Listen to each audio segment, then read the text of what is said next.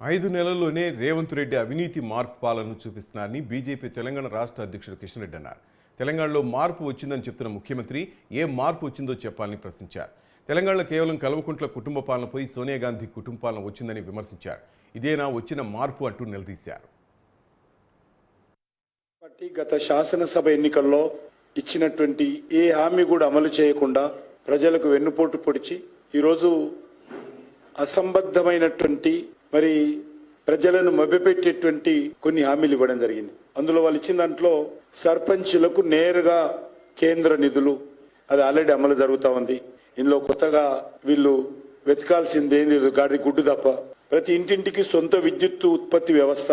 ప్రధానమంత్రి గారు ఇప్పటికే పిఎం సూర్య ఘర్ ముక్తి బిజిలీ యోజన, ప్రతి ఇంటికి సోలార్ పవర్ విద్యుత్తు సంబంధించినటువంటి ఫెసిలిటీస్ కల్పించి బ్యాంకు రుణాల ద్వారా ఆ విద్యుత్ అంతా కూడా ఉచితంగా ప్రజలు ఉపయోగించుకునే విధంగా స్కీమ్ అమలు జరుగుతూ ఉంది.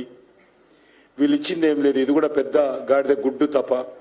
అంతర్జాతీయ ప్రమాణాలతో సాంస్కృతిక వినోద కేంద్రం, ఇప్పటికే Sangeet Natak academy branch open చేశాం. South India culture centre foundation వేశాము. అదేవిధంగా కేంద్ర ప్రభుత్వం తరఫున మన యొక్క పెద్ద కళామంటపం ఘంటసాల వెంకటేశ్వరరావు గారి పేరు మీద 26 కోట్ల రూపాయలతో కళామంటపం కూడా కేంద్ర ప్రభుత్వ నిర్మాణానికి మాజీ భారత ఉపరాష్ట్రపతి వెంకయ్యనాయుడు గారితో భూమి పూజ చేయించాం.